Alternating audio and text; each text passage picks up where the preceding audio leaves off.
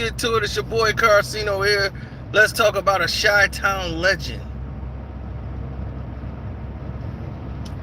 A Chitown legend. Yes, I remember the days.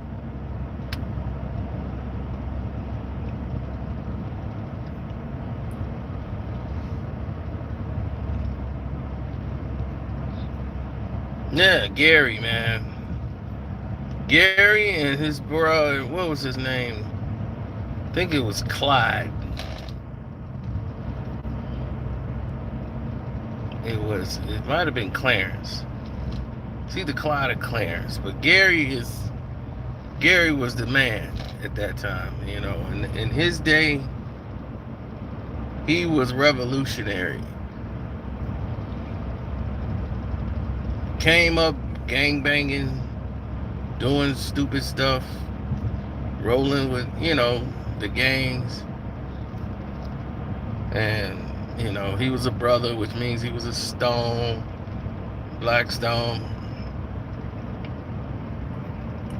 And he was banging. I remember one time he got jumped over a Cleveland Browns starter hat. Because they thought he was, you know, gangbanging, which he really wasn't at the time. And this is what made him join the gang. So he ended up joining the gang because they jumped him anyway for thinking he was in the gang. So he joined the gang that they thought he was in. So Gangsta's disciple jumped on him. That made him join, became a Blackstone. Teamed up with a whole bunch of people that blessed him.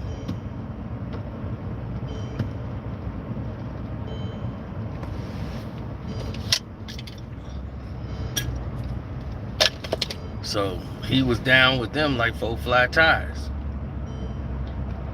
Now, as his boys was going to jail, he was going to school though. He was smart. You know, and that was the one thing about him. He never thought like everybody else. He was quite interesting, quite smart. Now, here's the thing about it though. As it progressed and he graduated from school, he went into, you know, business sales right away. He didn't go to college. He went straight to business sales. He got one of those jobs where he had to answer the phone and make sales. So he was making phone calls and making sales over the phone. Working out. The turnover ratio was like 2 weeks. And either you're producing or you're not. They're not going to give it more than 2 weeks. And then they're going to flush in a whole new bunch of people. And he's saying the turnover ratio is grand here. You got to produce or fail. So he just made the cut the first time. Second time, he said, man, this is a nowhere job. Like, I'm not ever going to be a boss here. But I see the man. And right now, everybody seems to like want to get high. And as the 90s and 80s came around, it was Say No to Drugs was so pushed and advertised that made people seemingly want to get high more. And he saw that. And he was like, as I was selling over the phones, he realized, I need to learn what's going on here with these people wanting to get high. And he never wanted to sell drugs a day in his life. Would not sell drugs. The gang wanted him to produce by selling drugs. He was like, nah, I ain't doing that. Would not sell drugs a day in his life. That's one thing about Gary. He would not sell no drugs. Wasn't gonna do it. So in the 90s, it was like, people want to get high, but I have to have the alternative to that. That's what's going to be the money. So everybody's fighting over a nickel bag, dime bag of weed. He had the alternative. back then, everybody talking about, man, I got that endo. This the chronic. This is back when, the chronic came out. Everything they had, every seller was talking about, they got that chronic. This is the endo. And it was nothing but some rig that they didn't spray down with some type of chemicals.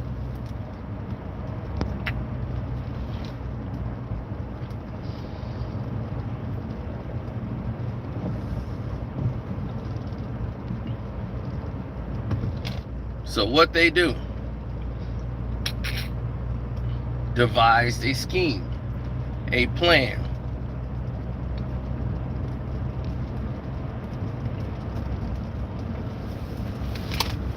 So when they devised a scheme and a plan, everything else became simple.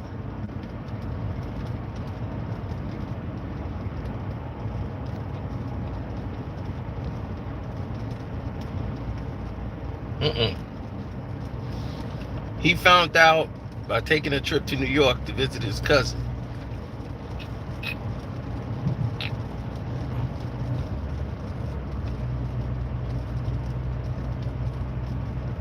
Went to New York.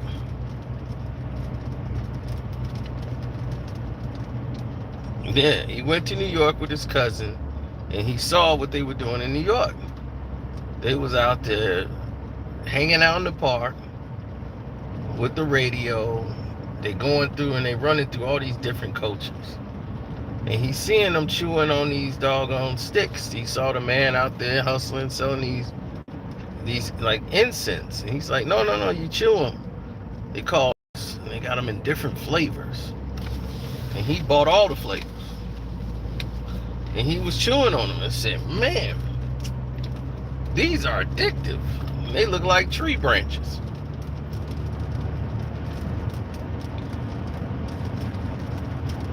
And he was like, man, you can kind of get a buzz off of it. It's all natural. Then he saw another thing. The dude was lighting up smoking. And he's like, oh, man, you smoking weed. It's not weed. This is legal. It's called a Beaty. A Beaty? What's a Beaty? So he learned that. So what he did was bring that back to Chicago. And he started bringing back these hydro roots, Beaties. And now he hooked up a whole enterprise where he had a connection to bring in more of those Beaties, more of those hydro roots, and he was selling them for almost double the price than what he was paying for it. He was paying he's make off of one.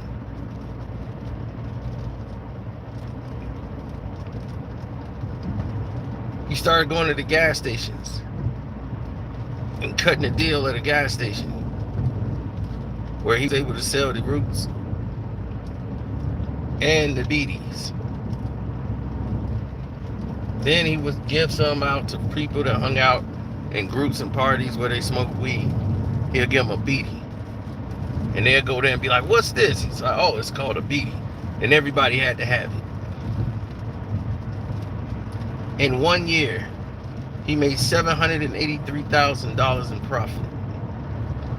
And that was in 1995. In 1996, he made $2.7 million.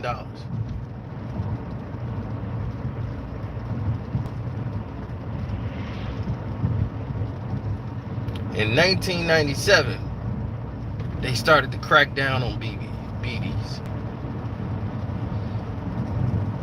trying to lace it as a drug and trying to cut down on his operation. So he still had the hydro roots. They were trying to say that was illegal. So he said, I gotta shut down business.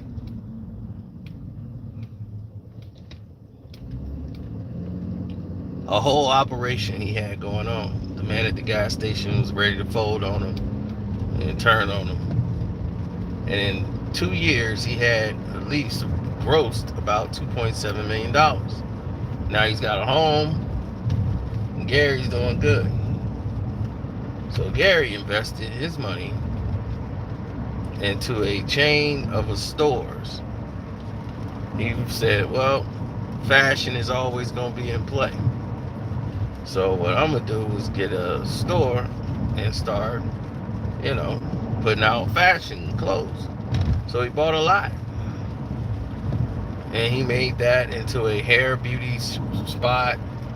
And he had clothes on one side. They said hair and beauty products on the other. That ended up growing, that they was able to do both in the same facility and sell clothes.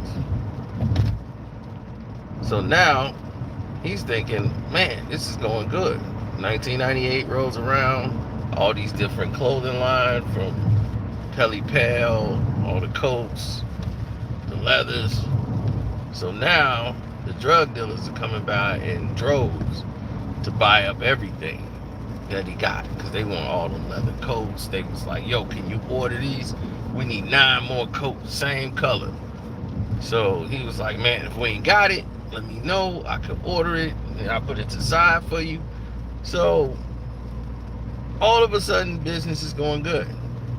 Then he realized it's getting more violent in the neighborhood, and that things are changing over there. People are selling the land, the rent is going up, and he's seeing they trying to force him out of his area. And he went there, and the city wasn't even trying to hear the appeals. They were building a supermarket over there, a Walmart. And the Walmart is going to absorb a lot of the business. It's going to take up a lot of the property. So he wouldn't sell. Then they started to put the squeeze on him. So he made a deal and said, look, I can hold this up a year. And I know you guys want to build over. All you got to do is do right by me. I'll move my location. If y'all really want me to go on and all this, because you guys are doing this with your project, you have to make it worth my while. I need 1.2 million, because I'm going to be losing all this revenue. I need 1.2 million. You know what they did? They gave him 1.2 million.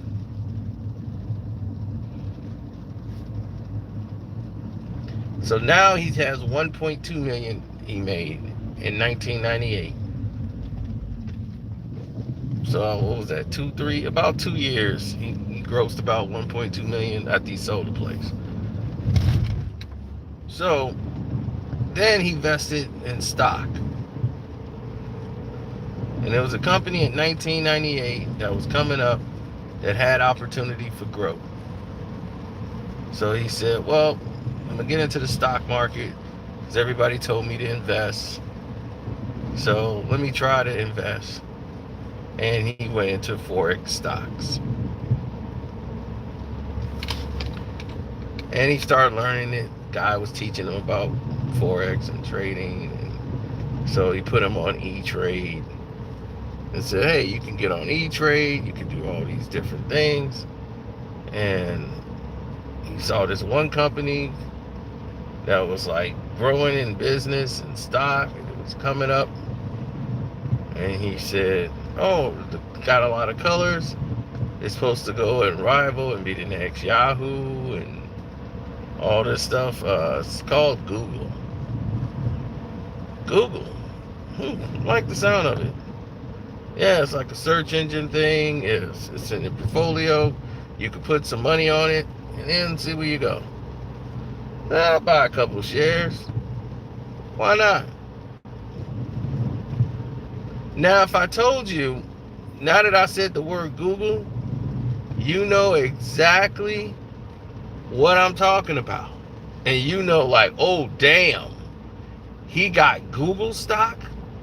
Gary bought Google stock. Put $10,000 into Google stock when it was early out there.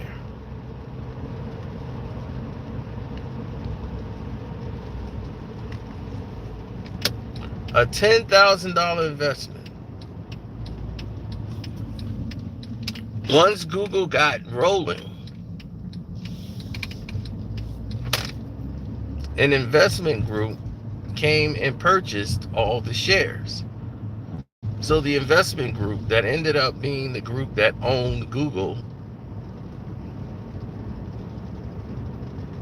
and took it to new heights,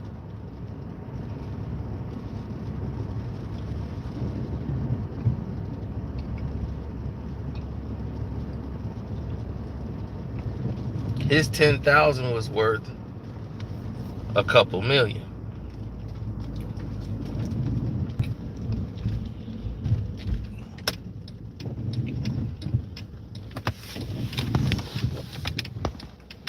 Unfortunately, he didn't stick around for it to become the mega stock that it is today. As it was put to him, he didn't have the opportunity, but he would have crushed it out the park had he known.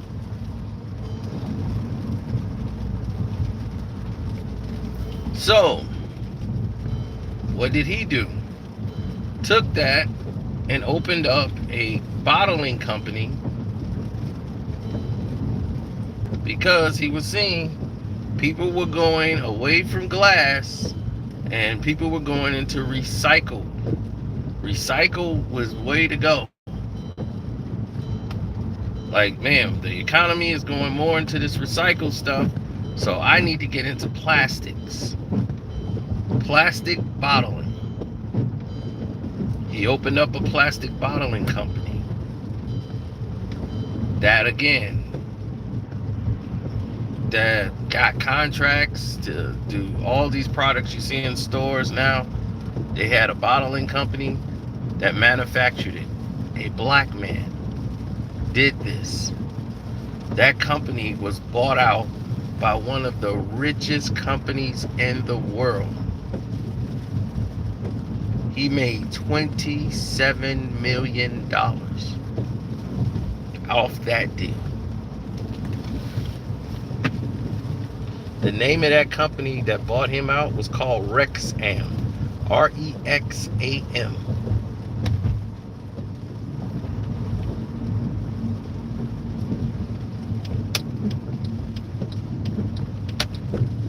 And his biggest client was Paul Mahler. You know, Paul Mahler, they do the hand, easy on your hands and all that.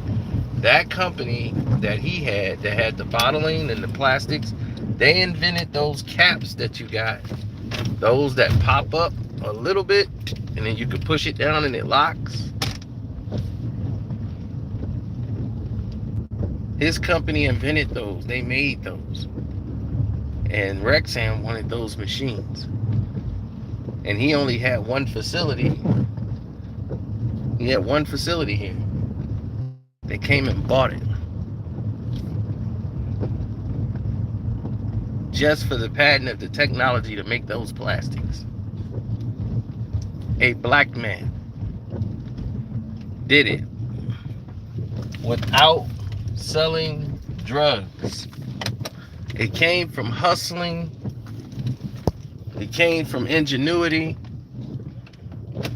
It came from a drive.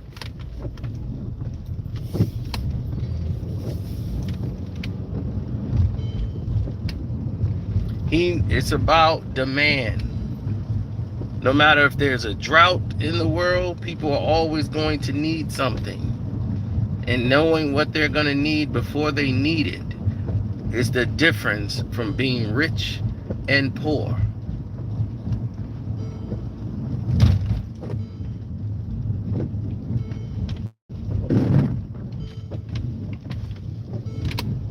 Not a lot of your ideas are going to work. Sometimes you just need one idea. Sometimes it's just dumb luck. Nobody knew what Google was going to be. Nobody knew what hell anything was going to be. But it ended up working out.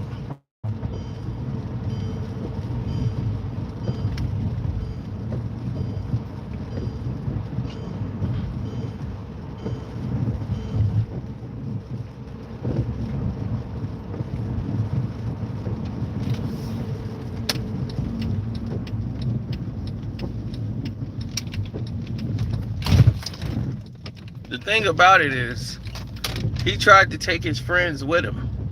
He had 6 guys with him. When he was doing the Beaty business and with the hydro roots and all that, he had his homeboys with him. The guys that went to New York. He said, hey, I just went to New York and did this and that. Why don't you come with me? He tried to take them with him. They went there to kick it. That's all they wanted to do. They didn't have the vision. They went back to New York. They was like, yo, we could sell these and flip this. And what did the other dude do? Buy some weed so he could sell some weed. He was like, man, selling weed and where we at? Everybody's selling weed. Nobody's selling this.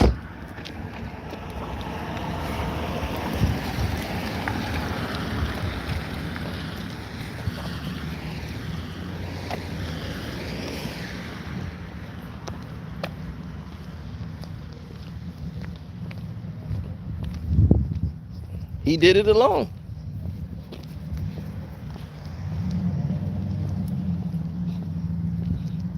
Oh man, he was so focused. I ain't even told you about part 2. Wait till part 2 of the legend. See, right now he's 27 million up. 27 million. Let me tell you what happened after that. We're gonna say that for part 2.